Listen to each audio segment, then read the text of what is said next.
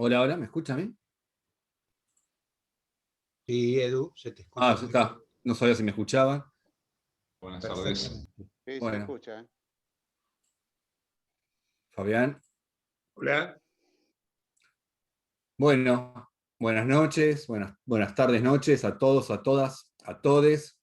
Gracias por volver a participar de esta actividad virtual que hemos reemplazado la presencial durante este año y el año anterior. Siempre muy agradecidos por toda la gente que toma el tiempo de poder participar y tratar de debatir y de intercambiar ideas. Hoy vamos a escuchar a un amigo de la casa, a un miembro de la casa, él y su familia, José Edelstein. Eh, José es físico, es profesor de física, es investigador, es escritor y es divulgador. Y capaz lo habrán visto en algunos medios acá en Argentina, cuando viene al país aparece, en algunos medios masivos, tanto en televisión como en radio. Eh, Está actualmente residiendo en Compostela y es investigador del Instituto Gallego de Físicas de Altas Inercias.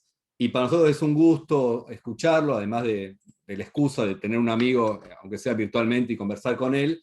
Pero bueno, es una buena oportunidad para escucharlo, una persona muy interesante, muy preparada, y poder escuchar también la visión desde España, desde Europa, de la realidad que hoy nos está tocando vivir a la humanidad. La idea es escuchar a José y después abrir un espacio de diálogo entre todos. Vamos a ir anotando las preguntas en el chat del Zoom y también por YouTube, por Facebook.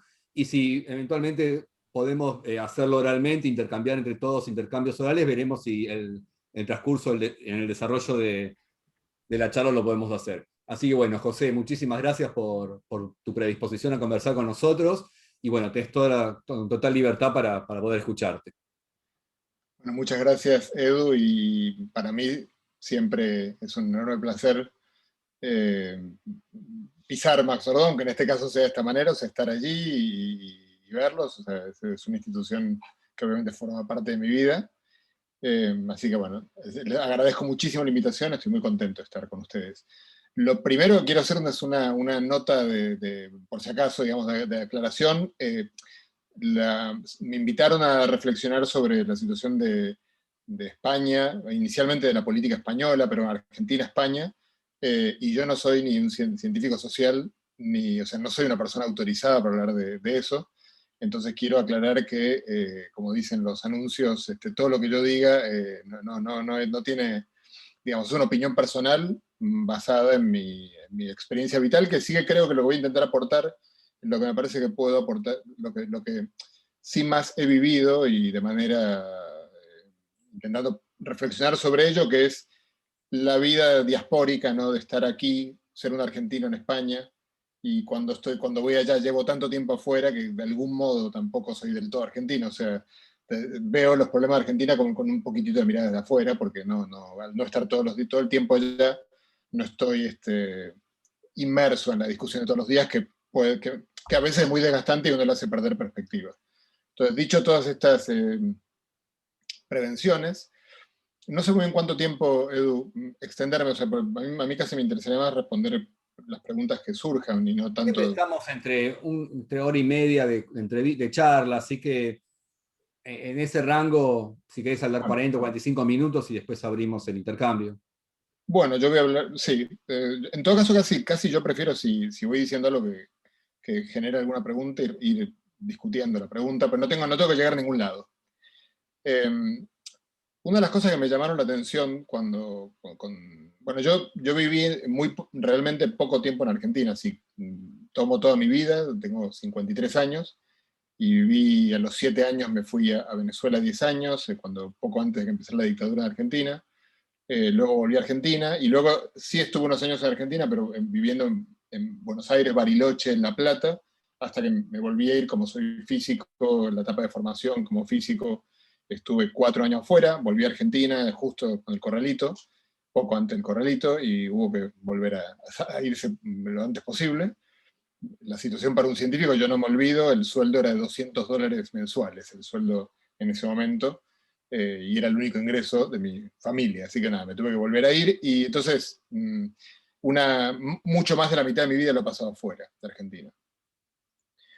Sin embargo, estoy aquí ya en Galicia, llevo 20 años, digamos, en total en Galicia, y sigo siendo un extranjero, digamos, en cierto sentido, hasta casi diría que estoy muy integrado, por un lado, pero aquí que está la cuestión de la lengua, ¿no? En Galicia se habla gallego, y entonces la integración definitiva es cuando uno empieza a hablar en la lengua local, cosa que yo no hago. Yo entiendo bien el gallego, pero no lo hago, manteniéndome, yo creo que en forma, de alguna manera, inconsciente, pero bueno, de la que soy consciente, como un extranjero, como alguien que puede también siempre dar una mirada de afuera, cosa que a mí me gusta, aunque me gusta poder hacerlo.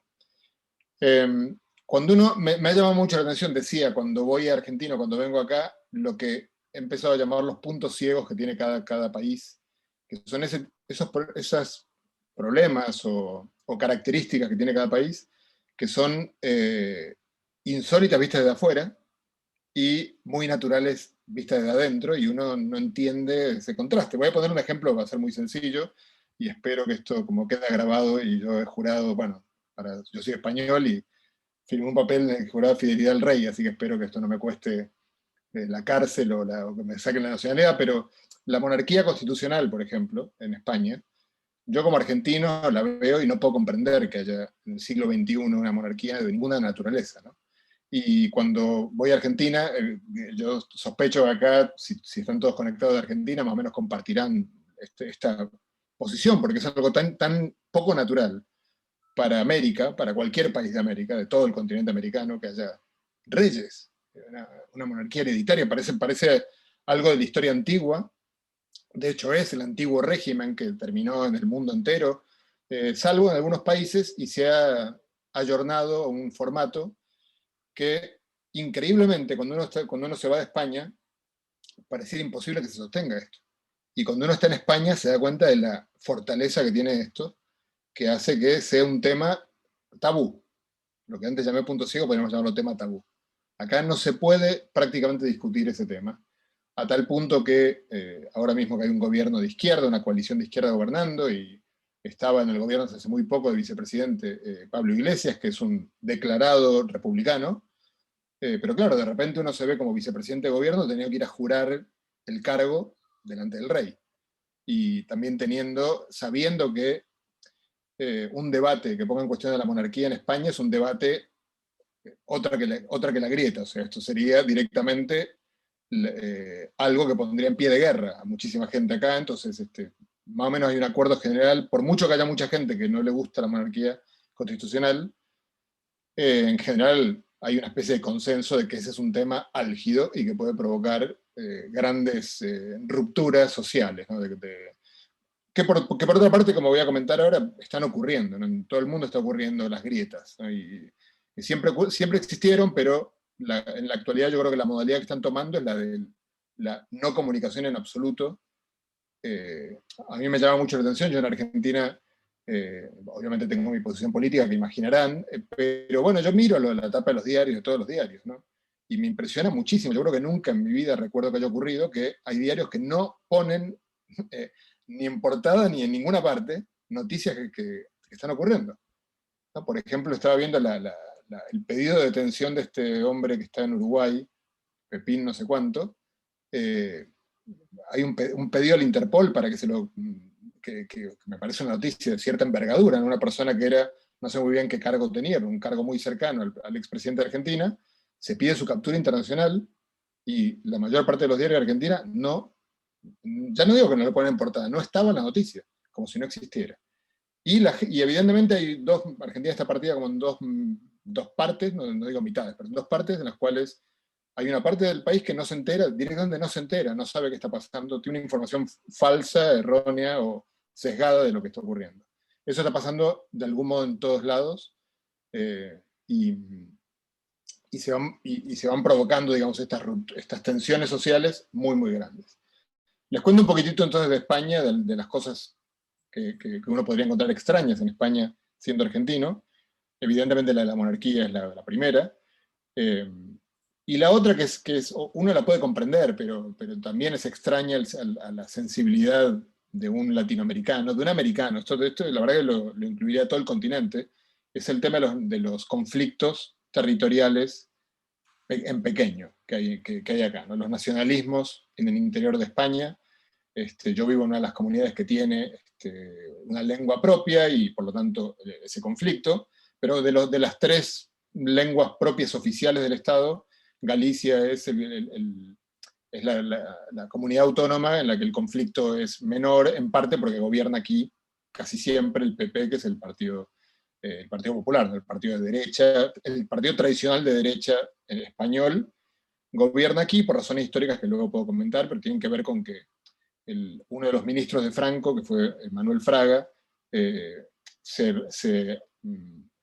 ¿cómo se dice? No sé la palabra. Cuando terminó el franquismo, se adaptó al nuevo sistema como un cacique local, muy al estilo de los caciques del norte de Argentina, de las provincias del norte de Argentina, y entonces lo votaban, sobre todo en los sectores rurales de Galicia, cantidad de votos increíbles, ¿no? O sea, lugares en los cuales ganaba por el 90 y pico % de los votos, y prácticamente gobernó hasta que se murió. Y luego dejó un heredero, y con muy pequeñas interrupciones ha gobernado casi siempre la derecha española en Galicia, por lo tanto, el nacionalismo en Galicia se mantuvo y se mantiene hasta el día de hoy como un nacionalismo de izquierda. Es un nacionalismo autodeclarado marxista hasta hasta el día de hoy, digamos, con sus fluctuaciones y con sus alianzas últimamente. Después voy a hablar un poquito de Podemos, ¿no? Con las cuales se alió durante un tiempo. Bueno, ahora voy a comentar un ratito. Los nacionalismos del País Vasco, bueno, todos a todos los que nos veo acá tenemos un par de canas, por lo tanto nos acordamos bien de todo lo que fue el conflicto con ETA, ¿no? Durante 50 años. La relación entre España y Euskadi es rara, ¿no? Cuando uno viene a Argentina es muy rara, ¿no? Porque es tener varias provincias en un territorio que es en cierto sentido hostil al país en el cual está inserto. Yo creo que esta hostilidad es mayoritaria, digamos. Lo que pasa es que si uno dice cuánta gente está dispuesta a romper todo por esa hostilidad, bueno, probablemente ahí algunos no son tan grandes, pero cuando uno va al País Vasco, pues siente que la gente no se siente española, digamos, o mucha gente no se siente española. El idioma en el caso de Euskadi es una barrera brutal, porque no sé si alguna vez escucharon el vasco, pero es imposible entender nada. Y bueno, entonces, imagínense, digo, para Argentina es algo muy, muy insólito. Imagínense tener 3 provincias o 4 provincias de algún lugar de Argentina que hablan una lengua que no se comprende. Por supuesto que también hablan castellano, pero hay siempre una tensión respecto de cuánto debe en la educación primaria, en la educación, digamos, de los ciudadanos, cuánto debe estar presente el castellano. Y luego Cataluña, que es que siempre fue. Cataluña fue durante mucho tiempo lo que creo que hoy es el País Vasco. El País Vasco, de alguna manera, una vez que ETA se disolvió, están actuando como actuaron los catalanes durante mucho tiempo. Es que se dan cuenta que tienen una cantidad de votos con los cuales pueden, un poco como hacen los partidos religiosos en Israel, no tengo votos que son los que hacen que gobierne A o B. Entonces me la paso pidiéndole a A y a B cosas, y fantástico, no tengo que gobernar yo para que se hagan lo que yo quiero, ¿no? Eso, en los partidos nacionalistas catalanes de derecha, que eran los que gobernaron durante mucho tiempo, había un partido que se llama Convergencia y Unió, que gobernó durante muchas legislaturas continuas, y era un partido liberal, de derecha, un partido bisagra, que tenía los votos siempre para permitir que gobierne uno o el otro, tenían que pactar con ellos, y al calor de eso podían hacer, digamos, grandes negocios, y también conseguir que para Cataluña llegaran prerrogativas que para otras regiones que no tenían tanto caudal de votos o tanta posibilidad de producir un factor, de producir un cambio, digamos, desbalancear el equilibrio más o menos que siempre entre izquierda y derecha. Las diferencias no son muy grandes, o sea, siempre están más o menos parejos, y lo que tuerce la balanza es, bueno, según la época, siempre hay un grupo de gente que se mueve de un lado para el otro, por supuesto, que cuando se cansa de uno o por razones de ese tipo.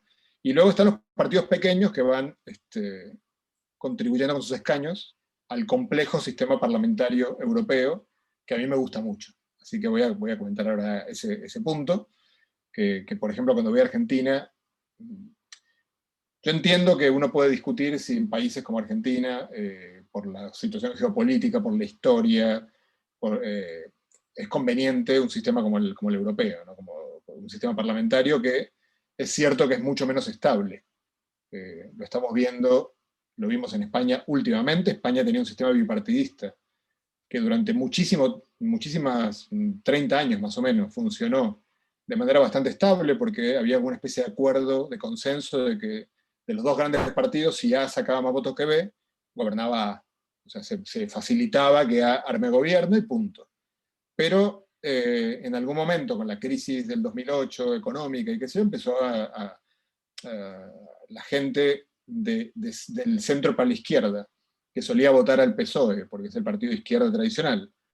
Bueno, empezó a parecerle que el PSOE muy de izquierda no era, entonces empezó a enojarse con el PSOE, y surgió Podemos, y surgieron en algunos momentos Izquierda Unida, que era un partido que ha sido muy fuerte en algunas épocas, tiene periodos, ha oscilado mucho, luego fue absorbido por Podemos prácticamente.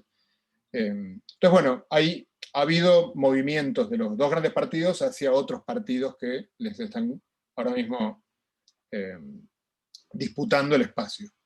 Y siempre hasta hace 3 años o 4 años, siempre ocurrió por izquierda esto. El PP no tenía, el PP abarcaba desde el centro, o sea, el PP tenía desde personas liberales, en el sentido incluso anglosajón del término, hasta fascistas. Estaban todos del mismo paraguas, conviviendo digamos, con bastante más facilidad que lo que suele hacer la izquierda, cosa que es habitual, ¿no? También pasa en Argentina. Quiero decir, la derecha parece tener mucho más claro de cuando hablamos de negocios, estamos todos de acuerdo y no discutimos mucho, en cambio la izquierda por minucias se dividen los partidos, no nos hablamos nunca más, etcétera, etcétera. Entonces, hasta ahora siempre la izquierda pagaba ese precio porque era la que estaba dividida. En los últimos años ocurrió este fenómeno que seguro van a querer que les cuente algo, que es un poco alarmante, que es el de la emergencia de un partido fascista, como es Vox, y la emergencia rapidísima. O sea, pasó de nada, de no tener ningún diputado, a tener 24, y ahora tiene 52 diputados, la tercera fuerza política de España. Es una cosa alarmante, pues el discurso de los de Vox es directamente, yo creo que ilegal. Hay veces que me sorprende cómo uno, en España últimamente ha habido situaciones difíciles de explicar, no sé, titiriteros que han sido llevados a la cárcel por hacer una representación burlona del rey, y luego la gente de Vox dice en el Parlamento cosas que son claramente incitación al odio, y bueno, de momento ninguno de sus dirigentes ha ido preso, pero a ver, por una parte su aparición es alarmante, es preocupante, por otra parte quizás blanqueó algo que ya estaba, pero claro, yo tampoco tengo claro a veces que si es bueno o malo que se blanquee lo que ya estaba, porque cuando ciertas cosas quizás ya las pensaban algunas personas, pero una cosa es que las piensen y no las digan, pues le da vergüenza, porque sospechan que no está muy bien visto, y otra cosa es que se convierta en habitual escuchar declaraciones en las cuales contra el extranjero, ¿no? Declaraciones muy fuertes que uno le recuerdan el ambiente previo al nazismo en Europa, y además no solo ocurre en España, ocurre en todos los países de Europa, pero España hasta ahora era medio una excepción en eso. No tenía un partido así que tuviera representación en el Parlamento. Claro, por otra parte, la parte buena de la emergencia de Vox es que el PP se resquebrajó, ¿no? El voto de la derecha se resquebrajó en 3 partidos, y entonces ahora no les da para gobernar. Y depende de lo que ocurra, puede que no les dé para gobernar por mucho tiempo. O sea, hay que ver qué es lo que va a pasar, porque vieron, bueno, los que están al tanto de la situación de Israel me van a entender muy bien. O sea, el sistema parlamentario tiene eso, que es muy complejo cuando empieza a multiplicarse los partidos. A nadie le dan los votos para gobernar, entonces empieza todo el tema de las alianzas que uno sea capaz de hacer, y hay partidos, por ejemplo, por izquierda, en España, a menos que uno tenga una muy buena elección, cosa que no ha pasado, bueno, incluso teniendo una muy buena elección, como tuvo Pedro Sánchez. Pedro Sánchez sacó 120 escaños de 350, que es una elección excelente, de las mejores que ha tenido el PSOE en los últimos 15 años, y sin embargo, con los escaños de Podemos no le daba ni de casualidad para gobernar. Entonces tuvo que ir a varios partidos pequeños a pedirles su apoyo, y con todos hay siempre, normalmente, o si son muy pequeños, como ocurría, por ejemplo, había un escaño del bloque nacionalista gallego. Y obviamente lo que hace el del bloque, que es natural, es decir, yo te doy mi apoyo si el tren a Galicia está en tu legislatura, si el hospital tal, o sea, me das cosas para Galicia, si no, no te doy mi apoyo. Y en el fondo está bien, porque el tipo es el representante, fue votado en Galicia por gallegos para que consiga lo mejor posible, para que represente a Galicia en Madrid. Así que en el fondo está haciendo su trabajo maravillosamente. Y bueno, y como hay muchos así de un escaño, 2 escaños, 3 escaños, pues hay un montón de partidos pequeños que le dicen al gobierno, a mí me das esto y me das esto otro. Y luego está la cuestión de, y vuelvo al tema de los nacionalismos, ¿no? De los partidos nacionalistas catalanes, vascos, y el gallego tiene un solo escaño, pero los catalanes y vascos tienen muchos escaños, son grandes, son partidos importantes, y importante en términos de representación, quiero decir, no estoy minusvalorando el bloque nacionalista gallego, ni mucho menos, sino que tienen muchos diputados y pueden torcer la balanza.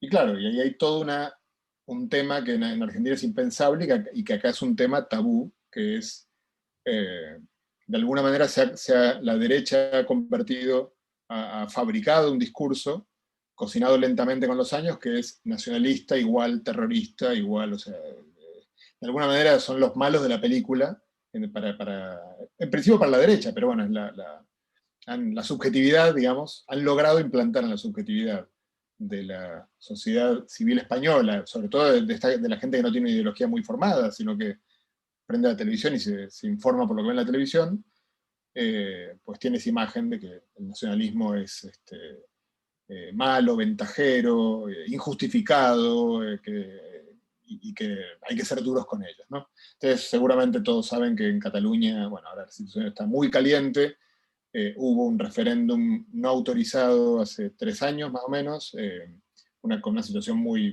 la policía intervino, situaciones violentas, y terminó con todo el gobierno catalán, una buena parte del gobierno catalán, en la cárcel, hasta el día de hoy, llevan como 3 años en la cárcel. El que era el presidente de Cataluña está fugado, él dice en el exilio, pero estrictamente fugado, pues la justicia lo requiere y el tipo está afuera. Y claro, uno podría defender el discurso del exilio si no fuera porque, bueno, acá hay una democracia y un sistema judicial en principio que le da garantías de defensa, pero lo que hizo, digamos, la justicia considera que lo que hizo tiene pena de cárcel, y claro, el tipo no quiere ir a la cárcel. Bueno, saben que ahora se va a indultar a todos los dirigentes catalanes. Todo este tipo de cosas genera una enorme tensión social acá en España, porque es uno de estos temas que es lo que más se parece a lo que uno vive en Argentina con la grieta, ¿no? Son temas en los cuales inmediatamente saltan los gritos, los adjetivos, y las reflexiones mueren en la orilla y se acabó, no se puede discutir más. O sea, digo, yo concretamente, a pesar de que esto queda grabado, ya voy a empezar a buscar trabajo en algún otro lugar, pero, o sea, yo con el tema del nacionalismo, como vengo de afuera y tampoco tengo, a mí no comprendo sus motivos, me parecen, no sé, me parecen atendibles, no me simpatizan muchos aspectos culturales del nacionalismo, o sea, la protección de su lengua, de su cultura, con eso de hecho tengo un montón de amistades en el sector cultural del nacionalismo, y me parece, esa parte casi me despierta, me parece muy positiva. Luego, claro, cuando uno es nacionalismo catalán o vasco, 2 de las regiones más ricas de España, es inevitable ya ahí actuar, o sea, decir, a ver, mi forma de ver el mundo, como yo me he formado, es analizando ese tema, no dejando como un factor menor el tema de la riqueza, ¿no? Entonces, ver que los catalanes se quieren independizar porque somos más ricos nosotros y entonces con nuestro impuesto estamos financiando a otras regiones con las cuales se refieren de manera despectiva, pues eso no me simpatiza nada, la verdad. O sea, ese me parece el peor argumento, y es el argumento habitual de mucha gente en Cataluña para explicar por qué se tiene que independizar, y uno dice, mira, no, o sea, es una región rica, qué suerte que tienen. O sea, está mejor, seguramente tenés una mejor vida viviendo en esa región que en otras regiones que no son ricas, pero el impuesto se paga en proporción a los ingresos, así que es natural que Cataluña pague más impuestos que Extremadura, porque lo genera ese dinero, y lo tiene que pagar en una sociedad más justa. ¿Qué más? Bueno, no quiero alargarme demasiado. Bueno, cuento un poquitito, me parece que había algo de interés en ver lo que estaba pasando con Podemos. La verdad que hay un argentino que trabaja en Comú Podem, que es la versión catalana de Podemos, que quizás estaría bueno si quieren contactarlo. Yo lo puedo contactar si quieren para ver si estaría muy bueno, porque es una persona que está dentro de la política, les puede contar cosas seguramente mucho mejor informadas que las mías. O sea, lamentablemente Podemos fue víctima de la típica, de lo que le suele pasar a la izquierda siempre, que es la enorme facilidad para la división y para la discusión y para que cualquier cosa sea motivo para que ya no podemos estar juntos, ¿no? Pablo Iglesias, a quien todos ustedes seguramente conocen, es un tipo, a mí me parece un tipo brillante, intelectualmente brillante. Ahora, un tipo que tiene una tremenda dificultad para armar algo a su alrededor, porque evidentemente hay ciertas cosas que son objetivas y difíciles de discutir. O sea, toda la gente que formó Podemos con Pablo Iglesias, todo el grupo fundador, dejó el partido. Todos. Quedando él solo con gente nueva, pero todo el mundo fue dejando el partido. Y a mí Pablo Iglesias me parece un tipo brillante y muy valioso, pero es que la gente que lo dejó también. Íñigo Errejón me parece un tipo brillantísimo. Carolina Vescanza me parece una tipa también brillante. O sea, me parece gente de muchísimo valor, toda gente muy formada, muy preparada para trabajar en política. Y claro, que no pueden estar juntos, yo creo que habla de cuestiones que quizás no tienen mucho que ver con la política, sino con cuestiones más humanas, viejas pasiones humanas como la soberbia, la imposibilidad de escuchar a los demás, etcétera, que yo creo que Pablo Iglesias era su talón de Aquiles. Esta movida que él hizo ahora, no se las puedo explicar porque no la comprendo. O sea, Pablo Iglesias era hace 3 meses vicepresidente de gobierno, era el número 2 del gobierno de España, y hizo una maniobra con la cual ahora está en su casa como desocupado, y la hizo a propósito. O sea, es imposible no pensar que lo hizo a propósito. O sea, que lo hizo queriendo irse, y entonces para ir, o sea, la verdad que la única explicación que yo encuentro es eso, que se hartó, se quería ir a su casa, y la única salida que encontró que fuera medio presentable, era: me hago el héroe de la patria, voy a pelear el gobierno de Madrid, que lo iba a perder por paliza. En Madrid era obvio que lo iba a perder por paliza, pierdo por paliza, y luego, claro, como dirigente de un partido, o sea, el número 1 de mi partido, encabecé la lista en Madrid y perdí por paliza, me retiro de la política. Que eso, por cierto, en España me llama la atención, porque en Argentina no ocurre nunca, pero en España está ocurriendo muy habitualmente. O sea, cada 3 meses hay alguien importante que deja la política por alguna cuestión, a veces muy justificada. Por ejemplo, la expresidenta de la Comunidad de Madrid del PP, que ya tenía muchas razones para dejar la política, como, por ejemplo, haber falseado un máster que hizo en una universidad en la cual nunca pisó. Y para colmo, ¿cómo terminó? Esto me lo tendrá que explicar luego Edu, alguno de los abogados, porque la causa terminó con los profesores que le firmaron las actas, truchas, porque nunca fue a las clases, encausados, y ella libre.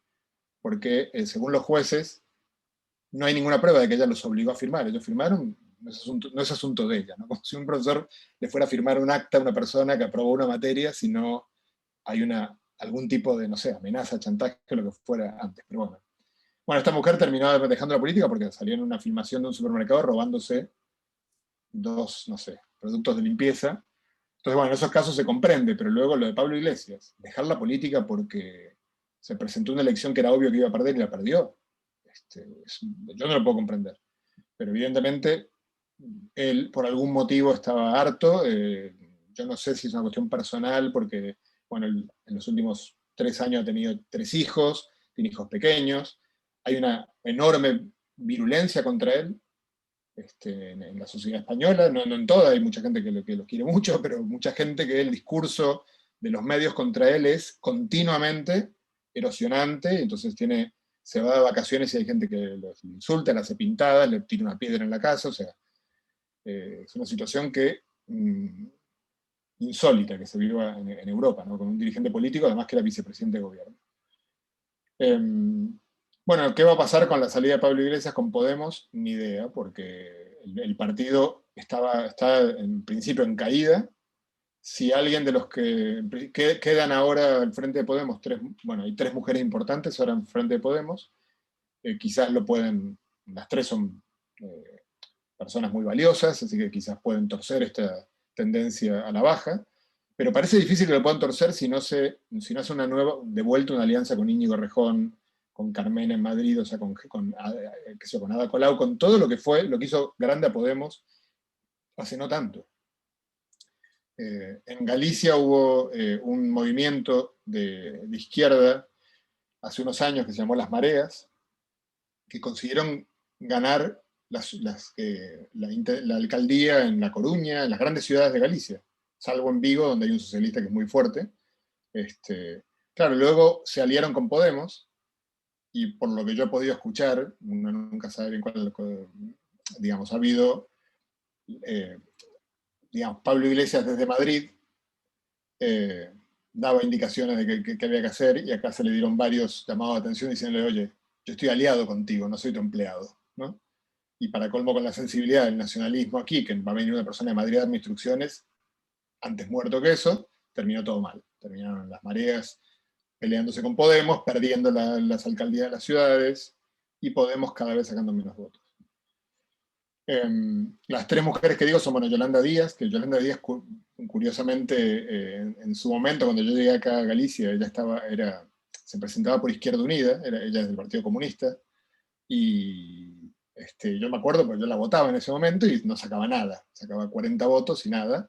Y luego se integró a Podemos, y en Podemos sí que tuvo un escaño, ahora mismo es vicepresidenta de gobierno, está ocupando, no exactamente el lugar que ocupaba Pablo Iglesias, uno más abajo, pero en un lugar alto en el gobierno, y es una persona que ha tenido el gobierno se formó en enero del 2020, así que 2 meses después vino la pandemia, y ha tenido la verdad que fue, me imagino, sobre todo para la gente de Podemos, ¿no? Que después de tanto tiempo ocupar un gobierno para transformar el país, y que te caiga la pandemia encima, por lo tanto tenés que dedicarte a resolver emergencias y no poder hacer lo que tenías pensado, fue seguramente muy frustrante. Yo creo que igual para la gente sensible a los temas sociales, me parece evidente que no hubiera sido igual el manejo social de la pandemia sin Podemos en el gobierno. Hubo una tensión muy importante, por supuesto que insuficiente, hay gente que se queja, pero digamos, bastante importante, a todos los comercios que tuvieron que cerrar, a pagar sueldos a los empleados. Todavía hay empleados que están, digamos, que en principio los iban a echar porque el comercio se cerraba o no podía funcionar. Piensen que lo primero que se cerró fueron los restaurantes, hoteles y demás, y España es la principal actividad económica de España, el turismo. Entonces, en principio quedaban cientos de miles de personas en la calle, y el gobierno creó una figura, no sé si la creó, ya existía, pero nunca se había usado, que es la figura como si fuera una especie de despido temporal, que la persona cobra del gobierno una parte importante del salario a la espera de que, es temporal, o sea, a la espera de que se resuelva esto. Hay gente que todavía lleva más de un año en esa situación, y el gobierno ha puesto muchísimo dinero en eso, ¿no? Porque tiene que pagarle a centenares de miles de personas que ya su empleador no les puede pagar porque básicamente si no quiebra. Bueno, en todo lo que son derechos civiles, digamos, por supuesto que hay la presencia de Podemos en el gobierno. El PSOE también es un partido, digamos, si bien es un partido de centro izquierda de gobierno, y por lo tanto que muchas veces uno lo puede ver como traidor de su discurso, también es cierto que no es lo mismo estar en el gobierno que estar en la oposición, cuando uno el discurso que uno pueda tener.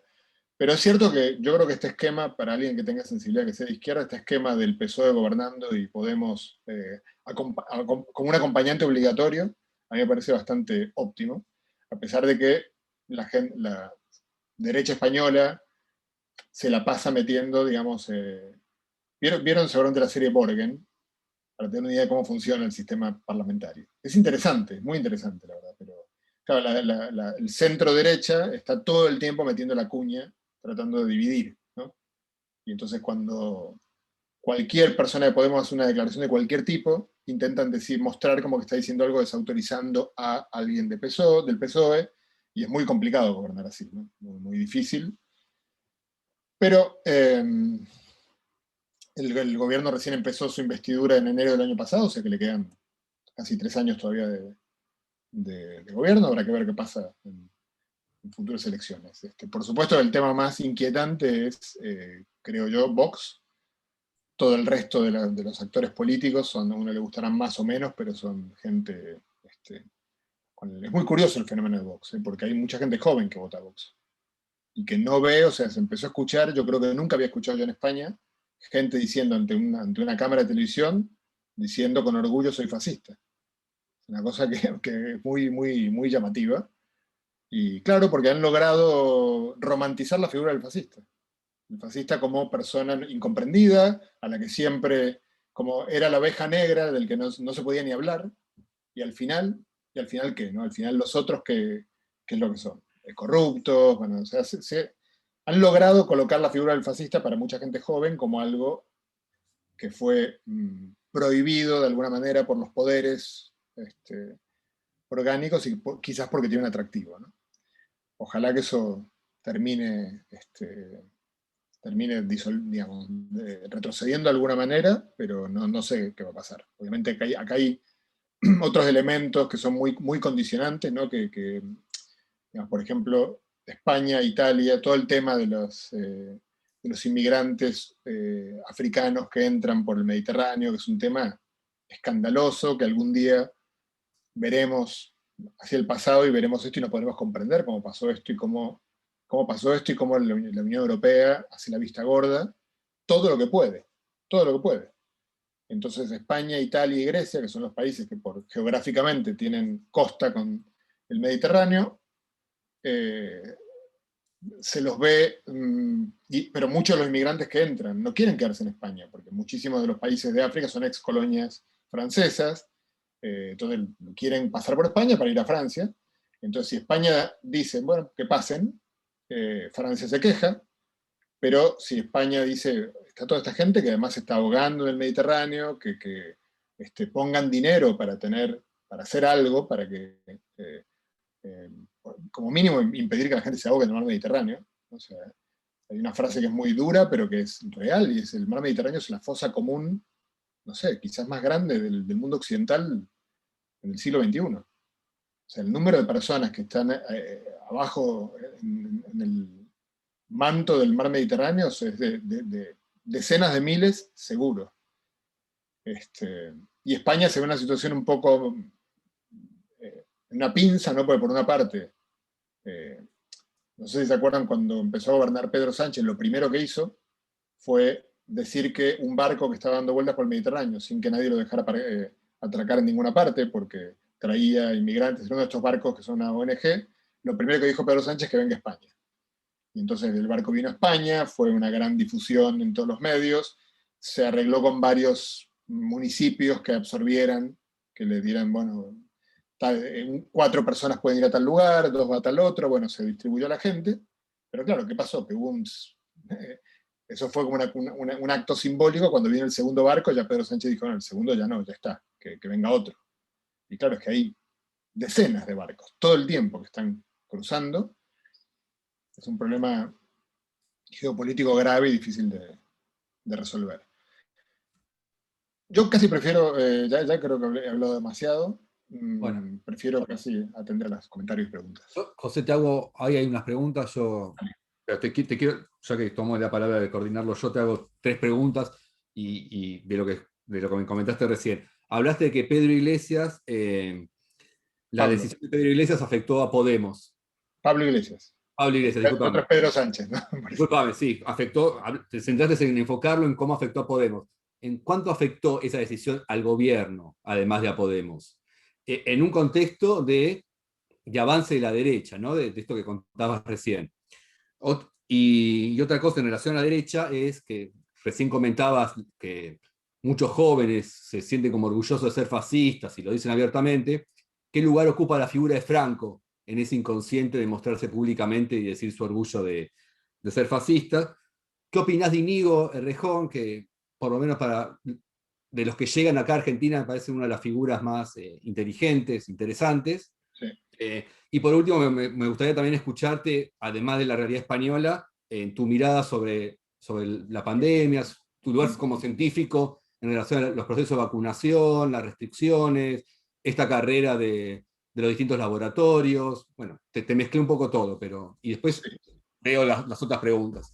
Ok, empiezo a ver si me acuerdo. Bueno, lo primero, yo sospecho, aunque fue hace muy poco lo de Pablo Iglesias, para poder, o sea, se verá en los próximos meses, pero probablemente para el gobierno fue un alivio, porque Pablo Iglesias era, o sea, para ponerlo en términos argentinos, es como si, bueno, quiere decir, es una figura que generaba continuamente discusiones, es un tipo además que es un gran orador, en mi opinión, o sea, hay gente que lo odia, y que lo odia, pero tremendamente, mucha gente que lo odia tremendamente y que lo ve como un provocador, qué sé yo. Para mí, honestamente, es un tipo brillante, gran orador, que los vuelve locos en el Parlamento.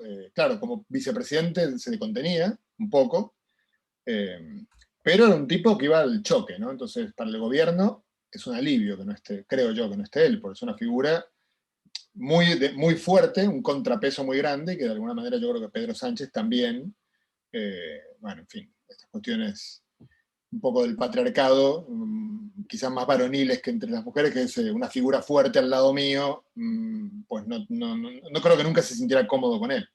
De hecho, no hay que olvidar que Pedro Sánchez dijo en las elecciones anteriores en las que no llegó a un acuerdo con Pablo Iglesias, ¿cómo fue la frase? Dijo una frase tremenda, como diciendo que se le preguntó si iba a hacer alianza con Podemos, y dijo que tenía pesadillas por las noches imaginando lo que podría ocurrir en ese caso. Y luego a los 3 meses hubo otra elección en la cual tuvieron que sí o sí hacer un acuerdo porque se les venía complicando los números, y entonces, claro, obviamente todos los medios le decían, no era una pesadilla, usted ahora está dándose la mano con este señor. O sea que yo creo que para el gobierno probablemente fue un alivio, para Pablo Iglesias también. Y para Podemos, si Podemos termina retomando la relación con Íñigo Errejón, y de alguna manera volviendo a armar un bloque un poco más grande, que yo creo que el contenido ideológico de Podemos creo que tiene mucho más seguidores de los votantes que tenía últimamente. Pues Pablo Iglesias, a mí mismo, digamos, yo apreciándolo a él mucho, yo, por ejemplo, para presidente de gobierno voté a Pedro Sánchez. Preferí votar a Pedro Sánchez porque prefiero desde luego 1000 veces Pedro Sánchez presidente, Pablo Iglesias vicepresidente, que al revés. Porque lo veo mucho más soberbio, mucho más, si no, digamos, una persona que no fue capaz de mantener a su grupo de fundadores en tan pocos años, evidentemente algo dice esa persona, que hay que atender, por muy brillante, muy capaz que sea. A mí Íñigo Errejón, tomando la pregunta creo que tercera, pero ya que lo estaba mencionando recién, a mí me encanta, me encanta. O sea, y me gusta en cierto sentido más que Pablo Iglesias, porque no tiene esto que tenía Pablo Iglesias. O sea, Íñigo Errejón lo veo una persona mucho más...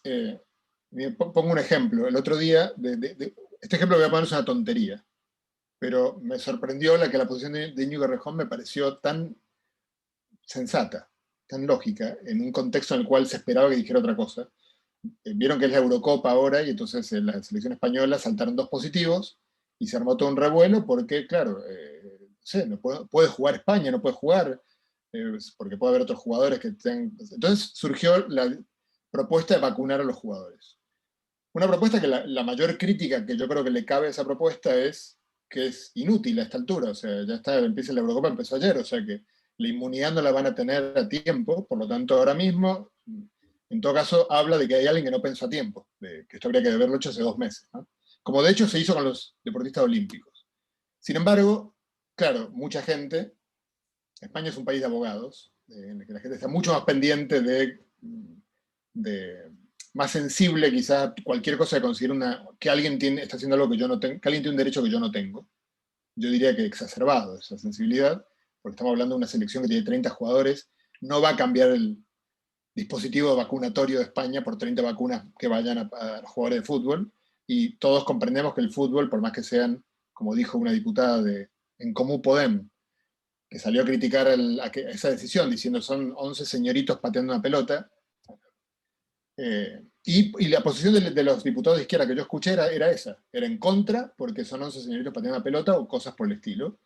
Y claro, Íñigo Errejón, también en la ciclo de entrevistas que yo vi, lo entrevistaban también, él decía, él criticaba lo extemporáneo, decía, se debería haber hecho antes, ahora es absurdo, pero está bien que lo hagan, comprendo que si bien son 20 deportistas de élite, y que acostumbrados a tener privilegios, son todos millonarios y qué sé yo, pero lo cierto es que están representando a España en un torneo internacional, y que en la situación de que España tenga que retirarse del torneo, porque tiene 10 jugadores con COVID, es suficientemente embarazosa para que compense más llevar 30 vacunas, que no va a quedar, nadie se va a morir por las 30 vacunas que se dejan de dar un día para dárselas a los futbolistas. Me pareció sorprendente porque es una de estas situaciones en las cuales parecía que si eras de izquierda tenías que decir algo, y él fue capaz de decir algo distinto, aunque a alguien no le guste. A mí me gusta mucho él, me parece un tipo, de hecho, cuando él se separó de Podemos y creó este partido con Manuela Carmena, que es una tipa también, que me gusta mucho, básicamente la disputa de él con Pablo Iglesias, que luego Pablo Iglesias fue cambiando un poco, creo que arrastrado por Íñigo Errejón, es que Íñigo Errejón le dijo, a ver, ¿vos qué querés ser de izquierda y estar toda la vida quejándote, o querés gobernar? Porque ahora está la ocasión de gobernar. Y digamos, finalmente Pablo Iglesias hizo un acuerdo con Pedro Sánchez para gobernar, pero lo hizo bastante tarde. O sea, hubo varias ocasiones previas. En el 2016 hubo una ocasión para gobernar juntos, que, claro, en ese momento el PSOE metió a Ciudadanos también en el medio.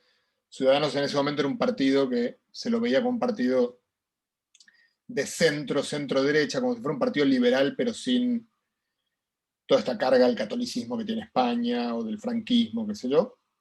Y que era, para mí, no era irrazonable hacer un gobierno de a tres, en el cual cada uno aparque alguna de las cosas que quiere hacer para cuando tenga mayorías, y hacer un programa de consenso entre los tres de qué cosas querrían hacer los tres, que me parece que tenían cosas en común.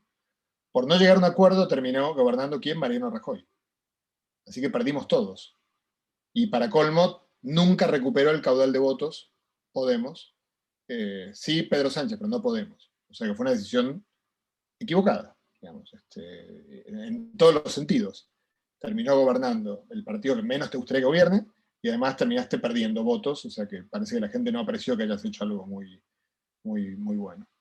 Ojalá que, de hecho, cuando Pablo Iglesias se retiró de la vicepresidencia para ser candidato en Madrid, obviamente Íñigo Errejón está en Madrid, y entonces no era el candidato Íñigo Errejón, era una mujer de su partido, no era él, pero obviamente todo el mundo dijo, bueno, chau, se juntan ahora Podemos y Más Madrid tiene mucho caudal de votos en Madrid, y ahí sí quizás la pelean.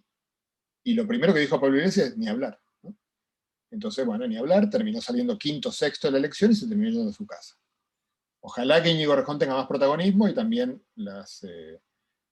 Irene Montero o Yolanda Díaz. Ojalá Yolanda Díaz y Íñigo Errejón, me parecen dos personas de las más valiosas y con capacidad de diálogo, de no hundir el proyecto a medio metro de haber salido en la playa por menudencias que hay que aguantársela. Cuando uno quiere un proyecto, tiene que hacerlo con gente que no piensa como uno, que no piensa en todo como uno, que piensa, más o menos tiene claro para dónde querés ir, está por ahí la dirección del timón, pero no te vas a andar peleando por cada pequeña diferencia que tengas. Me preguntaste, bueno, luego lo de la pandemia. El lugar de Franco en ese En imaginario. lugar de Franco, la verdad que no estoy seguro, porque yo no he hablado directamente con jóvenes que me vengan a mí a decir que votan a Vox, no lo sé. Yo creo que no, la figura de Franco, me parece, en la gente joven está totalmente, les está hablando de un dinosaurio de Pleistoceno, o sea, no creo que sea, no es melancolía por Franco.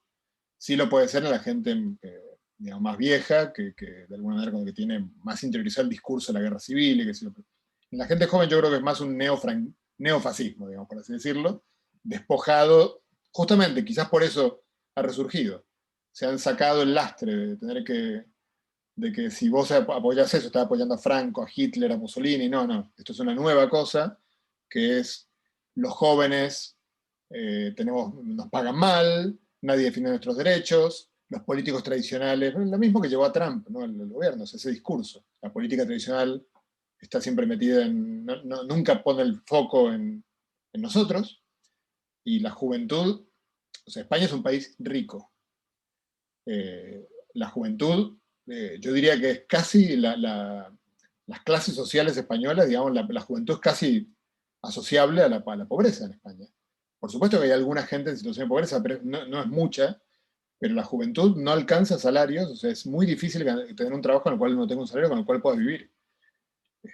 Y eso es una situación que lleva ya, no sé, al menos desde que empezó la crisis del 2008, ¿no? Entonces hay gente que ya, imagínense, que tenía 18 años en 2008, ¿no? Ahora ya tiene 31 años y todavía no logra tener un trabajo, un trabajo con un sueldo que te permita alquilar un departamento con otra persona para poder vivir, no te dan los números. Recuerdo que lo otro era el tema de la pandemia. Entonces, a ver, respecto a la pandemia, eh, bueno, a ver, no sé bien exactamente por dónde abordarlo. O sea, la pandemia en muchos países ocurrió, en Argentina y acá también, y en todos, creo que en todos, ocurrió que a quien le tocó estar en el gobierno, bueno, no en todos, por supuesto, dejemos de lado Brasil o Estados Unidos, los países que tenían un negacionista al frente del gobierno, pero los países que estaban en una situación un poco más normal, claro, el gobierno que está a cargo del país tiene que ocuparse del tema. Es una situación muy grave, que abarca a toda la población, y las medidas que todos los sanitaristas recomiendan son muy antipáticas, ¿no? Y nadie le gustaría como presidente una persona como, o sea, imagínense, no sé, en Argentina, Alberto Fernández habrá ganado las elecciones imaginándose todo lo que iba a hacer en 4 años y de repente se ve dedicando el 95% de lo que lleva de su mandato a no puede salir de casa, a medidas que no le gustan a nadie. Pero bueno, ahí ya voy a hablar como científico, o sea, este tipo de situaciones han ocurrido antes en la sociedad, muchas veces, eh, y mucha gente ha muerto en la historia de la humanidad por este tipo de pandemias. Entonces, básicamente, está claro que las medidas de aislamiento, de confinamiento, que en España hubo los primeros 3 meses de un confinamiento muy severo, luego se fue cambiando, casi con medidas semanales, como pasa en Argentina. Y claro, yo creo muy desleal de parte de la oposición, que en ese momento está en la oposición, pero podría haber estado en el gobierno, tener un discurso, a menos que lo crean. Si son negacionistas porque lo creen auténticamente, pues adelante, o sea, defienden lo que creen. Es un poco tremendo que un político, digamos, yo a veces echo en falta en todas las democracias, la argentina y la española, que haya un examen que muestre que una persona para tener ciertos cargos de jerarquía, de importancia, tiene un mínimo de formación para entender algunas cosas, como por ejemplo que un virus, una infección con ciertas propiedades de transmisión, pues da igual que seas de izquierda, de derecha, alguien se va a morir. Quizás no vos, quizás vos vas a ser el vector que vos contagiaste a otro, contagió a otro y se va a morir una persona que ni conoces. Pero la única forma de combatir esto es tratando de aislar a la gente, que la gente no se mueva mucho, etcétera, etcétera. Bueno, tanto en Argentina como en España pasó digamos, con un gobierno más de izquierda ocupándose, y con la derecha, o lo que en Argentina siempre es más difícil dónde poner la derecha y la izquierda, porque está el peronismo que cambia todo el tablero, pero digamos que más o menos uno creo que diría, desde afuera, vería al gobierno como un gobierno de centro-izquierda, llamémoslo, y a la oposición como una oposición de derecha, jugando estos papeles.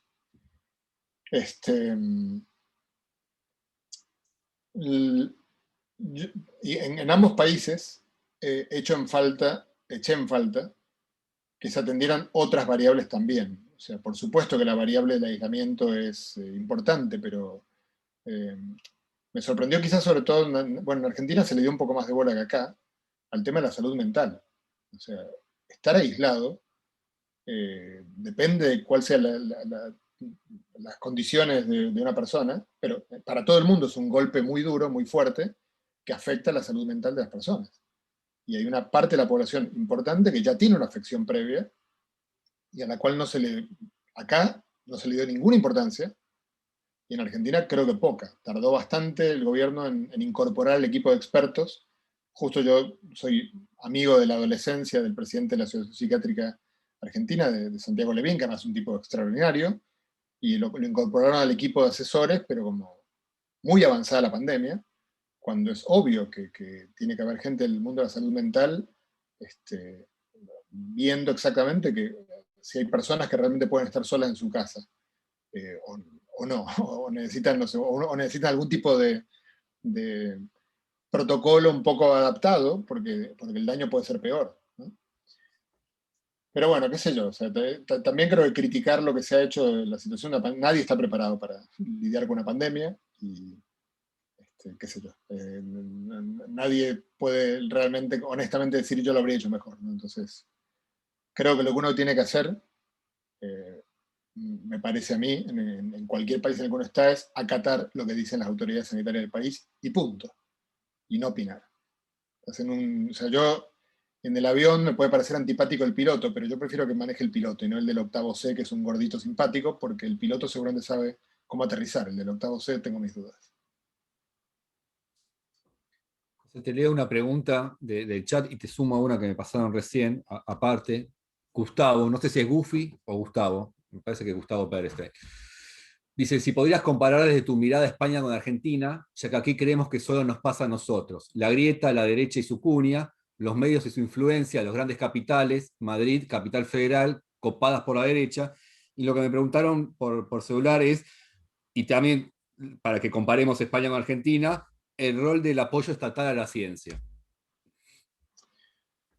Bueno, a ver, la respuesta es compleja porque yo creo que el fenómeno del peronismo en Argentina no tiene igual, no se puede, no es fácil de comparar. O sea, fíjate que uno dice la derecha está en las capitales, pero realmente, si uno se fija, o sea, en Capital Federal, históricamente, digamos, antes de que surgiera toda la grieta, el discurso de la grieta, no sé, gobernaba, la gente elegía a Aníbal Ibarra, por poner un ejemplo. Yo creo que nadie diría con la mano del corazón que Aníbal Ibarra es alguien de derecha, me parece. O sea, ahí lo que a veces parte del peronismo llama despectivamente, dentro del propio peronismo, los progresistas porteños del peronismo, eh, son a veces gente que no viene del peronismo, que hoy en día está al frente de todos y que lleva mucho tiempo al frente de todos, quizás desde la primera, el gobierno de Néstor, pero que no viene del peronismo, que viene de sectores que se han ido asociando al peronismo, ¿no? Como puede ser Sabatella, Gaby Cerruti en su momento, o algunos radicales, que son gente progresista. Entonces, decir que el voto de Capital Federal es un voto de derecha, yo prefiero abstenerme de juzgar, porque yo creo que sin duda es un voto antiperonista. Es un voto antiperonista. Y el peronismo en Argentina genera una especie de psicopatía generalizada. Yo lo veo en Twitter, a la gente, el nivel de agresividad que despierta, se parece un poco a lo que pasaba con Pablo Iglesias de acá. O sea, la gente que en Capital Federal que odia al peronismo, lo odia ya de una manera que ya no es posible, no hay ningún juicio. ¿Sí? Ya es puro prejuicio, es volitivo ya, no pueden hacer nada para evitarlo. Pero si mañana hubiera un candidato del Frente de Todos que no fuera peronista, sino un sector de estos progresistas asociado como podría ser un radical progre, si todavía existen, creo que alguno existe por ahí, pues no sé si no podría ganar Capital Federal. Lo mismo en Madrid pasa algo muy extraño, en Madrid también le pasa algo parecido. Antes la anterior alcaldesa de Madrid fue Carmena, Manuela Carmena, una jueza, un tipo Zaffaroni, un tipo de izquierda, fantástica, extraordinaria. Y, y ella ganó las anteriores elecciones. Luego se desmoronó de alguna manera, yo creo que en parte, o sea, esto la verdad que no estoy muy seguro de lo que voy a decir, pero yo creo que que no pudiera renovar bueno, no pudo volver a ganar por nada, ¿eh?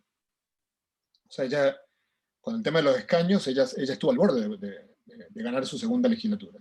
No la ganó por muy poquitito, y bueno, y luego, básicamente luego con la crisis de Podemos y en general las cosas en los últimos años que han sido muy, muy traumáticos, por múltiples cuestiones, desde la crisis general en Europa, luego la pandemia, luego las causas de corrupción del Partido Popular han sido muy escandalosas, digamos, están hasta las manos una buena parte del partido. Entonces eso ha producido grandes vuelcos o sea, fluctuaciones electorales bastante mayores de las habituales. Y no sé si no puede volver el día de mañana un gobierno de izquierda en Madrid. Ahora, en las elecciones que acaba de haber en Madrid, ganó por paliza a la derecha la candidata del PP, que es esta Ayuso. La verdad que no lo entiendo muy bien. Yo creo que Ayuso hizo campaña con el discurso de que ella siempre en Madrid siempre se cuidó la libertad en las medidas restrictivas, digamos, en la pandemia. Ella fue más, que ella fue la que defendió la libertad de los madrileños y que en el resto de España no nos entienden porque los madrileños somos especiales y somos gente que nos gusta ir al teatro y nos andan, claro, en otros lugares de España quizás no van al teatro. Bueno, un discurso muy desagradable desde fuera de Madrid, por supuesto, y yo diría que desagradable también dentro de Madrid, pero bueno, que me imagino que todo el mundo lo seducen fácilmente si te dicen que sos especial y que, entonces, bueno, la gente la votó en masa, a mí me cuesta comprenderlo, pero fue un poco ese fenómeno. Yo creo que comparar, digamos, Argentina y España es difícil porque, insisto, no hay nada parecido al peronismo en España. España tiene a su vez sus taras, ¿no? O sea, el tema de la guerra civil y sobre todo el conflicto que hubo en la guerra civil, la guerra civil ocurrió hace décadas, pero luego de la guerra civil hubo casi 4 décadas de franquismo, en las cuales, o sea, imagínense 4 décadas a fuego lento, de una sociedad que se mira con desconfianza, que dentro de las familias, o sea, una especie de grieta, pero grieta con fusilamientos, ¿no? Entonces ha quedado una sociedad bastante traumatizada, que además no ha resuelto ese tema. Claramente, o sea, uno ve en Argentina, ha habido Argentina es eso bastante excepcional, o sea, la forma en la que acabó después de muchos tropiezos, resolviendo el tema de hacer justicia con lo que ocurrió en la dictadura, en España no ocurrió. No hay absolutamente nadie detenido, ni siquiera es complicado conseguir que el Estado se ocupe de desenterrar a los muertos en las fosas comunes. Y a día de hoy permanece desaparecido el cadáver de García Lorca, por poner un ejemplo simbólicamente muy fuerte, y nadie se mete mucho con eso. Cada tanto el PSOE, cuando estaba en el gobierno, ha hecho algo, pero por muy poco que haga le saltan a la yugular, entonces van de a poco. Entonces, bueno, han quitado estatuas de Franco en casi todos lados, han sacado una ley de memoria histórica que se supone que hay que quitar todos los nombres a las calles de que tengan de personas que son consideradas criminales. Claro, ¿qué pasa? Ahora que Vox tiene voz en el Parlamento y en algunos lugares no gobierna, pero está en el gobierno, con el PP y con Ciudadanos, empezó a decir que el típico discurso que se pueden imaginar, que es, si quitamos carteles de criminales, quitemos también el de, y nombra personas que no son criminales, sino que estaban del otro lado, en el otro bando, y los pone como en pie de igualdad, ¿no? A personas que son consideradas, bueno, por ejemplo, no sé, gente que fue funcionarios de la República, ¿no? Y que fueron, al final Franco fue un militar que dio un golpe de Estado como Pinochet, ¿no? Es como si dijeras, bueno, quito la estatua de Pinochet, pero quito la de Allende también, ¿no? Es un despropósito absoluto. El tema de la memoria histórica acá es un tema complejo y está asociado a la monarquía, o sea, está muy enviciado, muy enviciado. Una cosa que decía Pablo Iglesias, que tenía toda la razón del mundo, pero nadie le daba bola porque obviamente todo el mundo sabe que él no es un tipo que simpatiza con la monarquía, pero él decía, la derecha se la pasa defendiendo la monarquía, incluso cuando nadie la está atacando, ¿no? Está continuamente sobreactuando. Cualquier cosa cualquier ocasión que encuentran para sobreactuar su defensa de la monarquía, lo hacen. Con lo cual van también a fuego lento, convirtiendo la asociación en la cabeza de todo el mundo, que es monarquía igual derecha. Flaco favor para la monarquía, porque si hay algo que creo que tiene claro Felipe, el rey de España, es que si no quiere terminar en la calle, tiene que ser el rey de todos los españoles. O sea, si no, digamos, hoy parece difícil que haya un referéndum para echarlo, pero yo no pondría las manos en el fuego, digamos. Si fuera él, yo estaría preocupado porque no descartaría que eso pueda ocurrir. Entonces él es el primer interesado en ser un tipo, mostrarse como un tipo ecuánime, que no se mete en el barro, que solamente está para cosas simbólicas y para traer, no sé, sosiego a la sociedad española.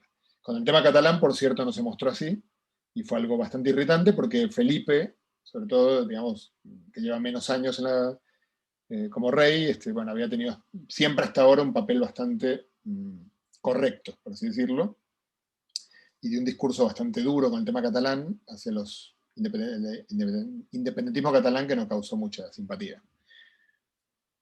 Los medios de influencia,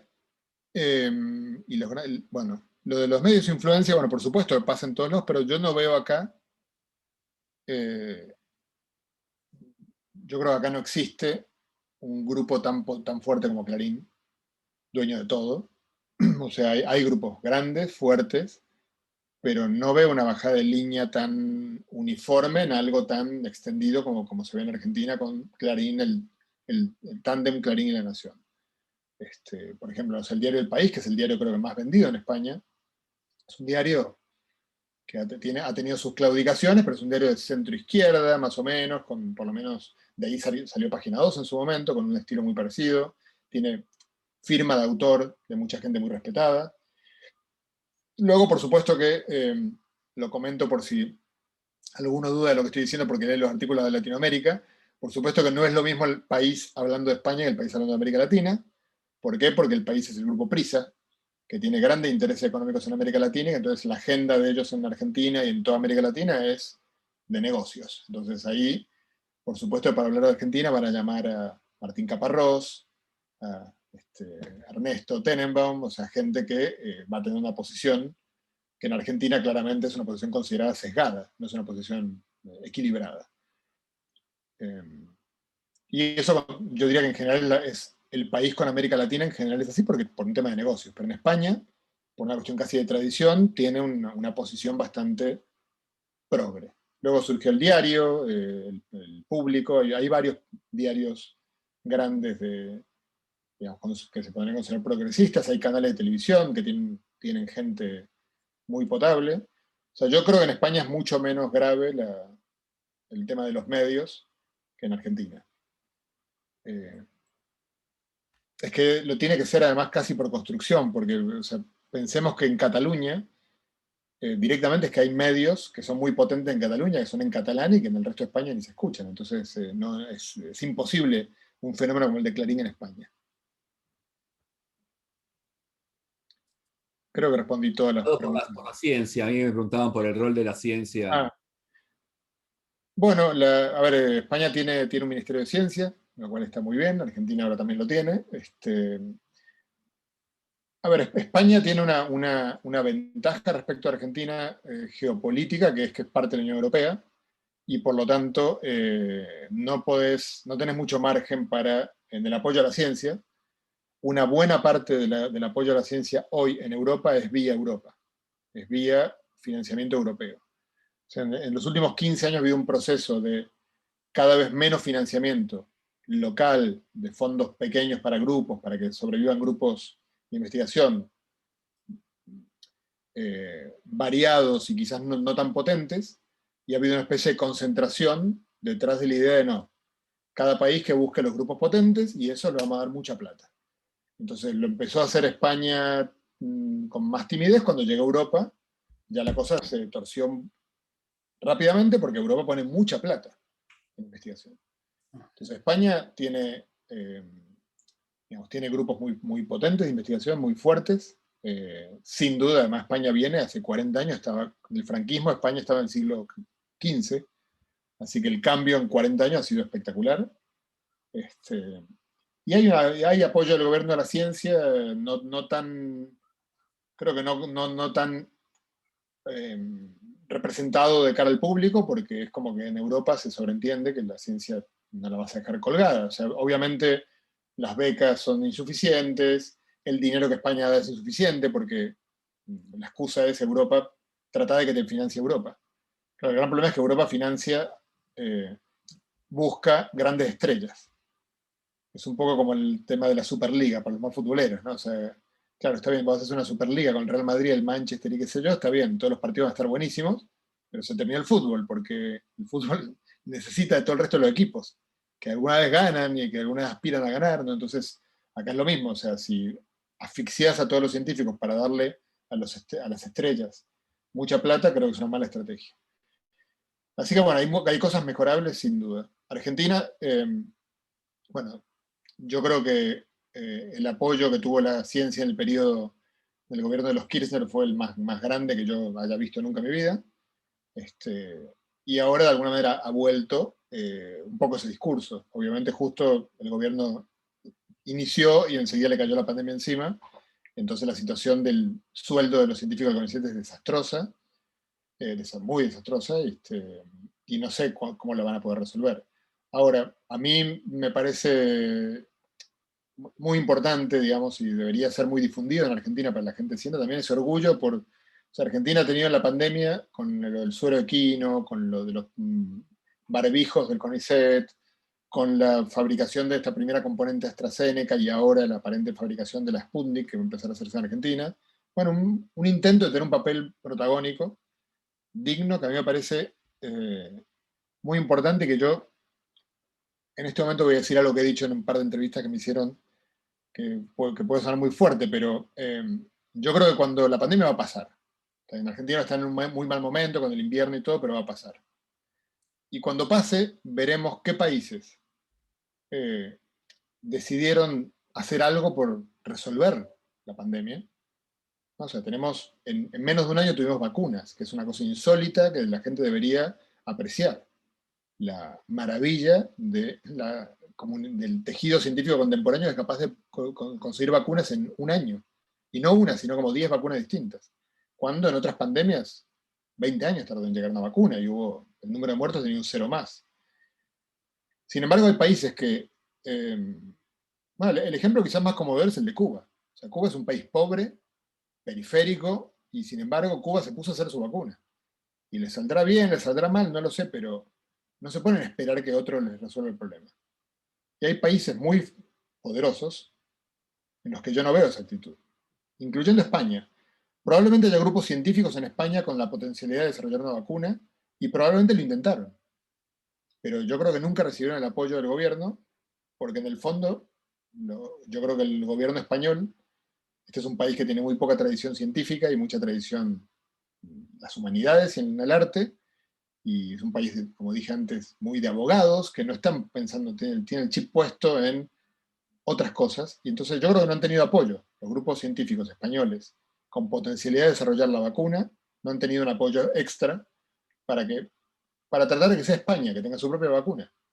Aunque luego esté la de Pfizer, AstraZeneca, Sputnik, la que quieras, pero ¿por qué los rusos se ocupan, los chinos se ocupan, los indios se ocupan, y no nos ocupamos nosotros, cada país, digo, no lo digo por Argentina ni por España, cada país?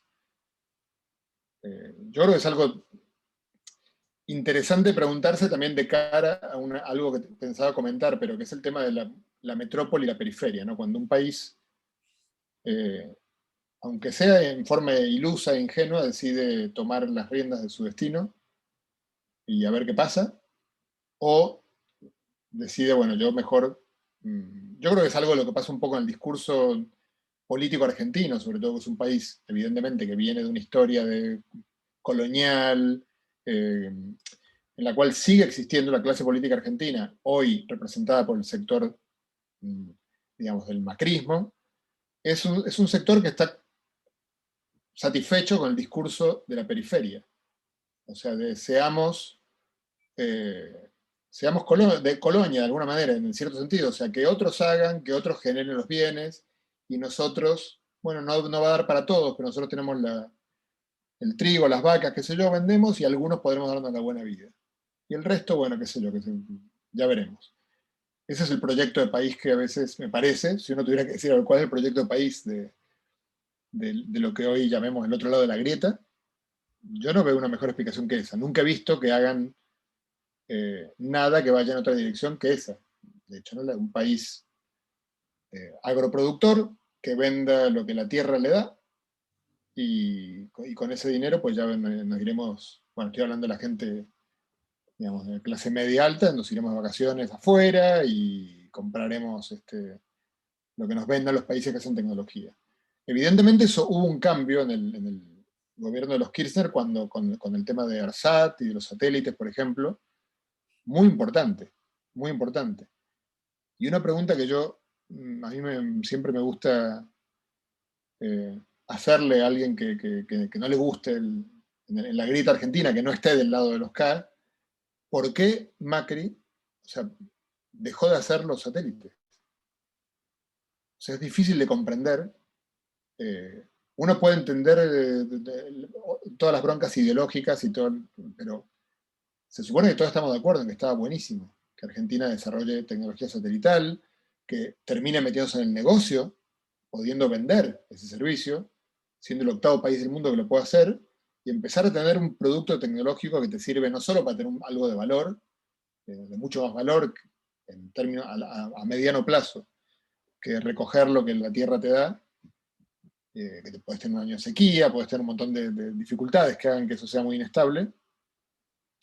¿Y por qué dejar de hacerlo? La única explicación posible es porque preferís comprarle eso a otro que lo haga, a los alemanes, a los japoneses, a otro que lo haga por vos.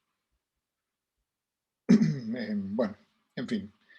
José, te traslado una pregunta de Elías y ya vamos cerrando. Dale.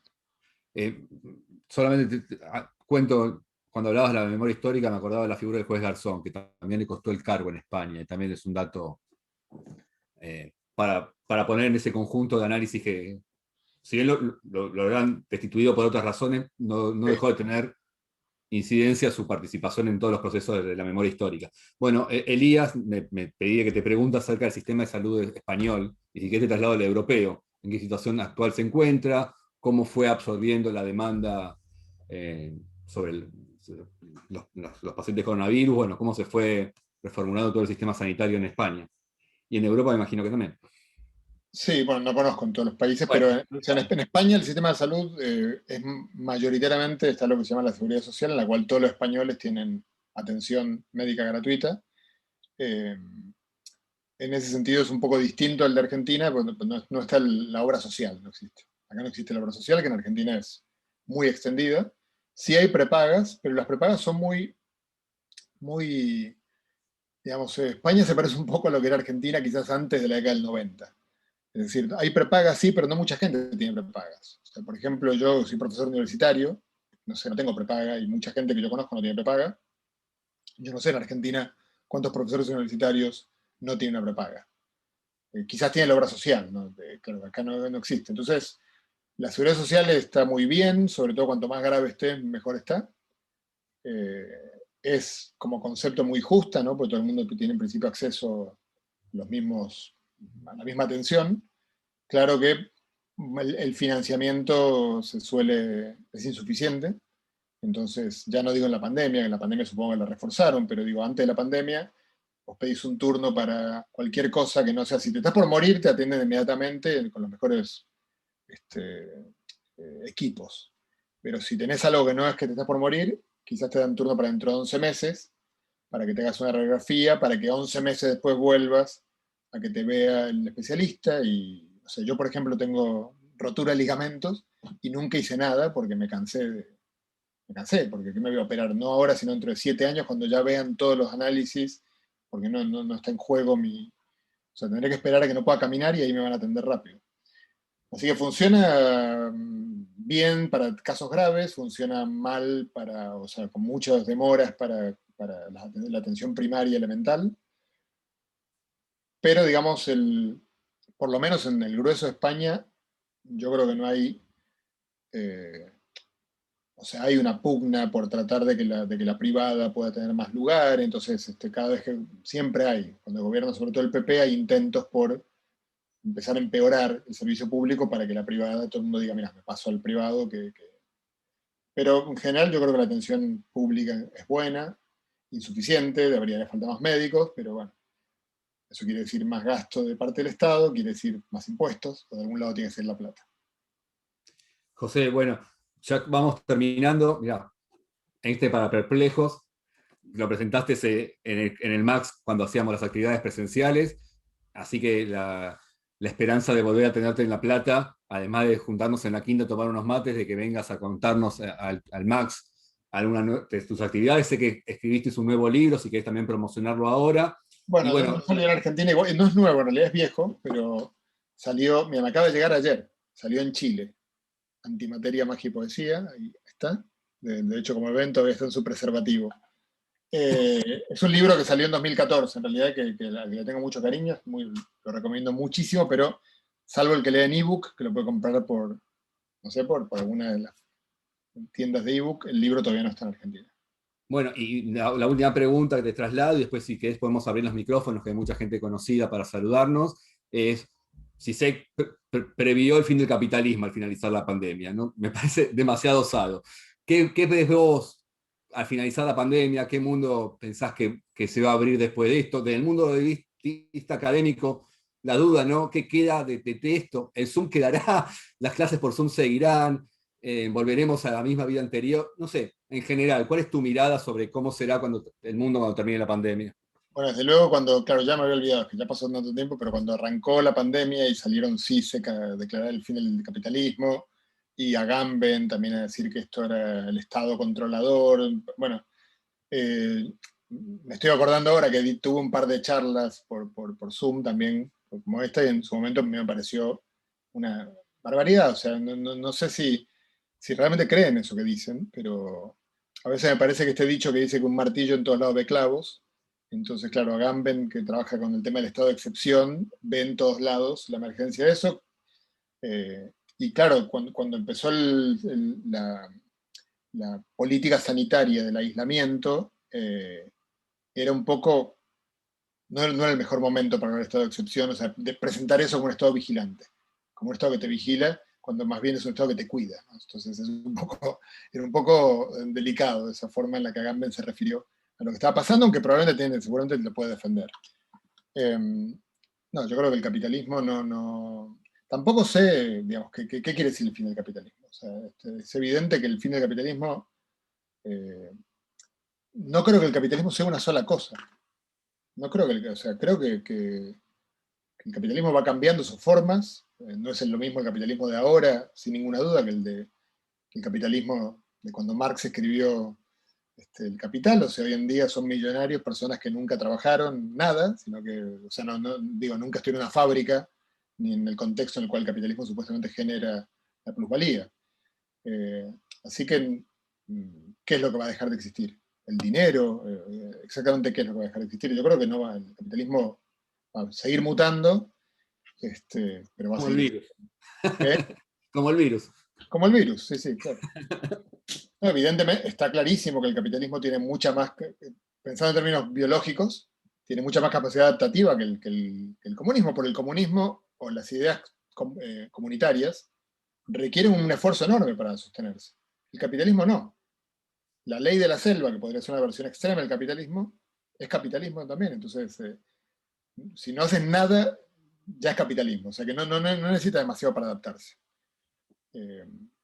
Lo único que, o sea, que yo creo que el punto clave es de alguna manera el control, el control, o sea, el rol del Estado en este juego. Yo no creo que cambie mucho la pandemia, la verdad. O sea, yo en eso, desde el primer minuto, ahora es fácil decirlo, porque acá está un poco saliendo, uno empieza a ver el final del camino. En Argentina ahora mismo que parece que todo es una pesadilla porque volvió la segunda ola y el invierno y qué sé yo. Va a pasar. Cuando llegue el verano va a estar todo el mundo vacunado y va a pasar esto. Y, y yo creo que tenemos los seres humanos una capacidad de adaptarnos a lo que venga. ¿Y quién se hubiera imaginado que iba a haber iba a salir a la calle y a estar todo el mundo con mascarillas? Ahora mismo me cuesta lo contrario. El otro día hablaba con un amigo mío que está en Israel, que ya uno puede salir a la calle sin mascarilla, y le preguntaba, ¿sale la gente sin mascarilla? Y todavía me decía la mitad. Te queda como el recuerdo postraumático, ¿no? En el cual todavía sí, qué sé yo, por si acaso, hasta que no me vea que realmente la curva cayó a cero, no, por si acaso sigo así. Probablemente cambien algunas cuestiones, sí, no sé si en Argentina volverá el mate colectivo, por ejemplo, no lo sé. Quizás sí, pero no lo sé, quizás cambie un poco algunos aspectos de cómo nos relacionábamos antes, pero no creo que muchos, y yo creo que volveremos igual, y creo que la lección, entre comillas, la lección que podríamos haber sacado como colectivo, ¿no? De cuando tenemos algo que nos afecta a todos, es mejor unirnos, organizarnos, etcétera. Creo que no hemos aprendido nada, lamentablemente. Creo que es lo más triste de la pandemia, sobre todo teniendo en cuenta que con los problemas con el clima que se nos vienen, va a ser un juego de niños, me parece, con respecto a los que se nos vienen. No sé cuándo, yo quizás no lo llegue a ver, pero se vienen esos problemas. Ver que cuando hay un problema colectivo, global, mundial, todos están afectados por la pandemia, no fuimos capaces. lo primero que hizo Estados Unidos fue retirarle el financiamiento de la OMS, que es una cosa absolutamente incomprensible, cuando quizás lo que habría que haber hecho es darle el mando del mundo a la OMS por 6 meses. Y decir, mire, para que no haya quilombo político en ningún lado, que sea una organización sanitarista mundial la que toma las decisiones. Por lo menos decisiones de cómo, de las fases, de todo este tipo de cosas que hubiera sido mucho más armónico y causado menos desgaste a cada uno de los gobiernos que lo tuvo que hacer. Sin embargo, nadie habló de eso. Y ese es el principal, voy a cerrar con esto, con esta reflexión, que para mí es el principal problema de las sociedades democráticas versus el capitalismo, el vínculo entre democracia y capitalismo. Que es que el capitalismo de hoy tiene una gran diferencia con el capitalismo de hace 40 años o 50 años, y es que hoy el gran poder del capital lo tienen multinacionales que están en todos los países del mundo, con fuerte capacidad de influencia, con recursos económicos muy elevados. Y claro, entonces en un mundo en el cual los países se ven a sí mismos unos a otros como rivales, entonces imagínate un país lo que tiene para... ¿Qué condiciones le puede poner un país a Facebook o a Google o a Coca-Cola sin la solidaridad del resto de los países? O sea, hoy en día los gobiernos nacionales son débiles frente al gran capital, muy débiles. Mucho más débiles de lo que eran cuando lo que estábamos acostumbrados, que era, bueno, hay un gran capital en Argentina, por ejemplo, una familia de mucho dinero que puede torcer la voluntad de un presidente.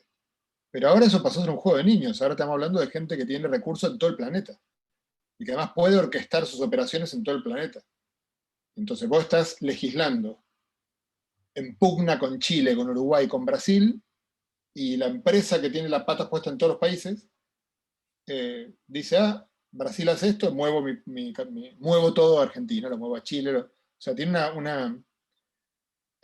una capacidad de moverse que no tienen los estados, y que yo creo que es un problema relativamente nuevo, cada vez más grave, porque estos grupos cada vez concentran más poder económico. O sea, la desigualdad entre estos billonarios que hay ahora es una cosa incomprensible, que yo creo que en los libros de historia del futuro nadie podrá comprender cómo no salía la gente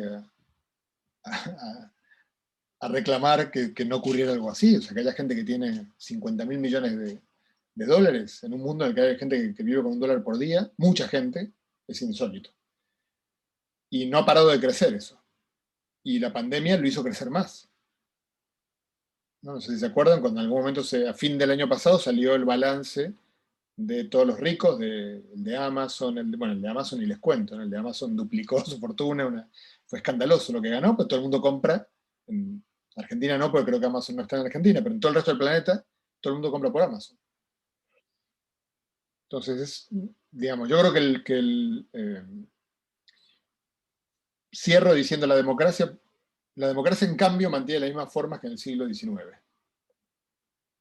Y eso lo único que va a hacer es que se convierta cada vez más en una estructura vacía, despojada completamente de poder real y por lo tanto una gran farsa. Yo creo que ya lo es una gran farsa. Y creo que hay que hacer muchos cambios, algunos no muy simpáticos, y prefiero no dejarlos grabados los que pienso. Algunos no son muy simpáticos, pero cambios que... O sea, yo creo que así como se entendió la caída del muro de Berlín como el fin del comunismo, como una especie de acuerdo de que ahí se terminó de colapsar el sistema de la Unión Soviética, la elección de Trump a presidente de Estados Unidos fue la muerte de la democracia.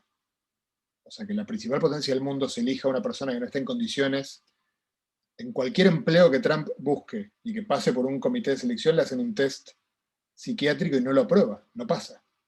Me parece, creo que no ofendo a nadie diciendo eso, y el tipo fue presidente de Estados Unidos, con el botón rojo. Algo anda mal en la democracia. José, muchísimas gracias. Estuvo buenísimo. No sé si te sentiste cómodo, estuvo bárbaro. Y bueno, si quiere la gente saludarlo, desmutarse, y hay mucha gente conocida, y saludarnos entre todos porque estuvo bárbaro.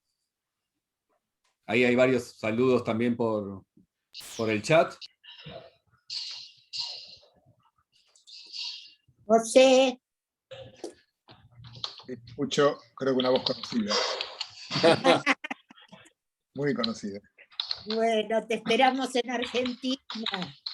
Bueno, gracias, Alicia. Sí, espero, fui postergando ya varias veces el viaje, pero creo que en julio voy a ir. Sí, ya sé. Por la tarde. Ah, ¿viste? Ahora me acerco un poquito más, pero que corro un poquito. ¿Viste? Mucho más voces conocidas. Sí. Es el hermano de Dora.